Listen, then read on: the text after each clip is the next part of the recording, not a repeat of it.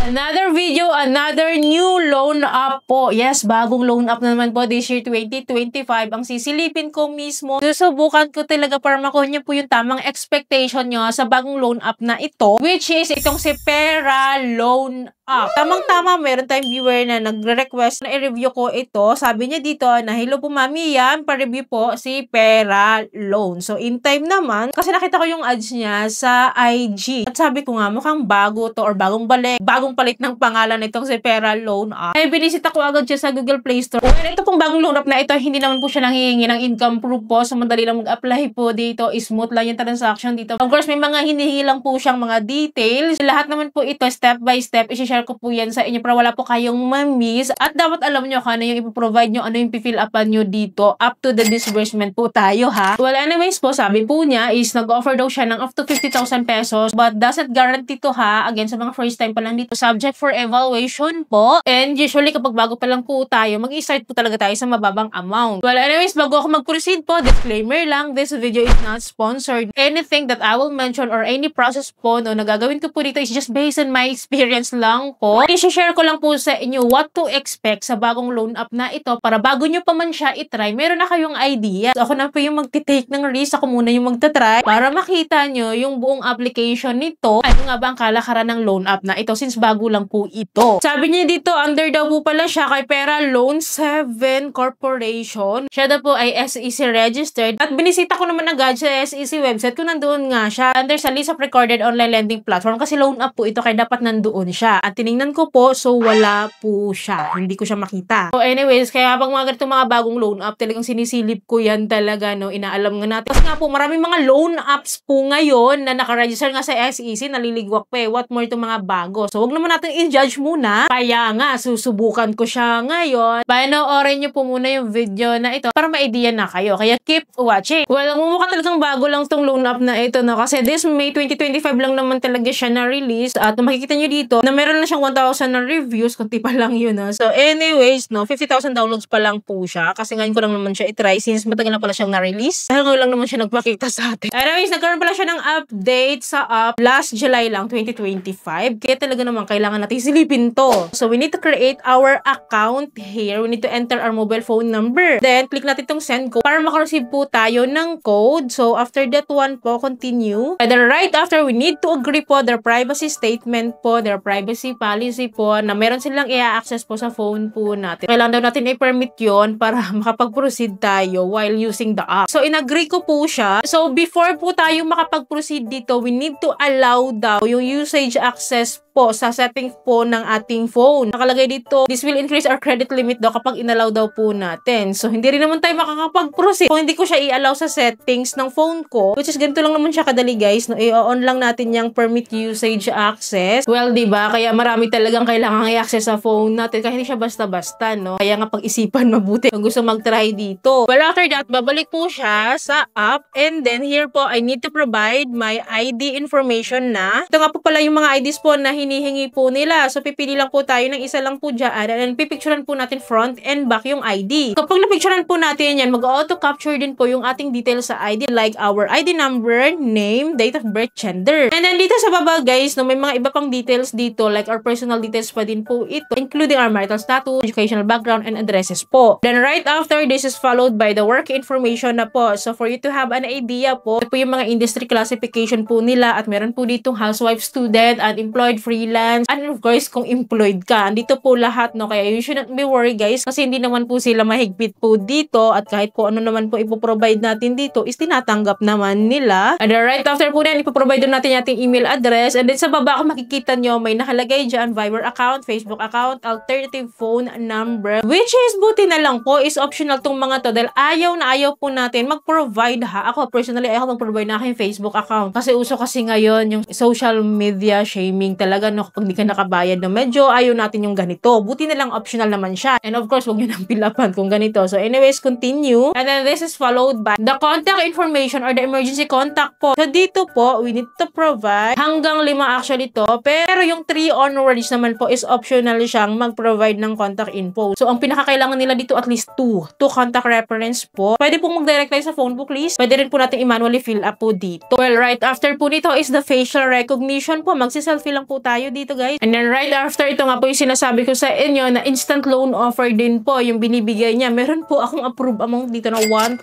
pesos. At another pa 7 days to pay na naman ito starting today. Within 7 days, kailangan ko po siyang bayaran. Makikita niyo po dito na ang kailangan kong bayaran is 1,076 pesos. So lumalabas po na yung interest niya sa atin is 7%, 7.6% kasi 76 pesos nga yung excess dito sa 1,000. So sa tingin niyo ba okay yon? But anyways, wait, there's more. Ibaba lang natin guys at may makikita tayo dyang service fee worth 330 pesos. So ito na nga, alam niyo naman kapag mga service fee guys, usually and majority po binabawas na nila yan sa loan amount natin. Well, to know more, spread natin yung details ng service fee at kung makikita nyo dito, kaya po siya nagtotal ng 330 pesos guys kasi collaboration na po ito ng account maintenance fee, risk management fee. So nagtotal siya ng 330 pesos which is itong 330 minus sa 1,000, kaya po ang marireceive ko na lang, yung amount na madidisburse sa akin is 670 pesos. Yes guys, eto siya. Yun na lang po yung marireceive natin, no? Nakakaloka. So kanina akala natin na 76 pesos lang or 7%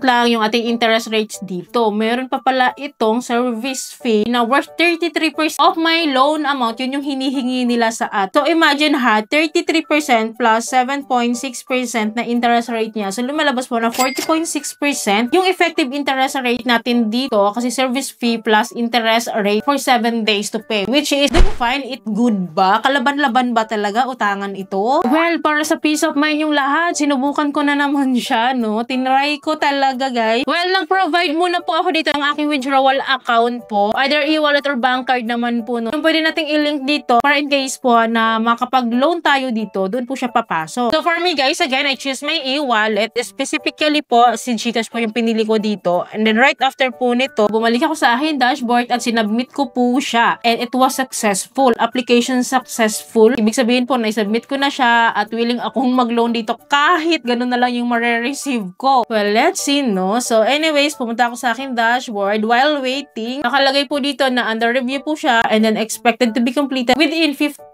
minutes. Hindi rin naman nagtagal, guys, no? Hindi naman sagad siya na mag-antay tayo ng 15 minutes talaga. Few minutes lang po, no? Binalikan ko po yung app at nag-abang ako ng may ma-receive sa GCash account ko. Which is po nakalagay dito na meron siyang X. So, ibig pong sabihin, not approved daw ako this time. And then, I can try again in 14 days daw or 2 weeks daw. So, pwede daw ako mag-re-apply ulit. Well, mapapa-thank you Lord na lang din ako. Hindi ako na-disbursan. Kasi kitang-kita nyo naman, nalugi talaga tayo din. Almost 50% of my loan amount. Yun yung kikitain nila sa akin. And then, within 7 days to pay lang. Well, guys, for me, kung ako tatanungin nyo, hindi ko siya marirecommend because of the high interest rate. So, sinubukan ko lang siya for your sake para may idea kayo. Pero guys, wala akong magagawa if bet nyo pa din talaga ang subukan or umutang dito. At least sabihin ko kayo ng heads up, nagkaroon kayo ng awareness dito or nagkaroon kayo ng idea sa loan app na ito in case po ma-encounter nyo siya. Well, sino po dito nakapag-try na kay Pera Loan app? Paki-comment down below naman po para aware din po yung iba nating viewers dito. Don't worry, palagi naman po ako mag-a-update kaya dapat po nakasubscribe po kayo and click yung bell button para lahat po ng video ko is updated and notified po kayo. So yun lamang po. Thank you for watching this video. See you in my next video. Bye!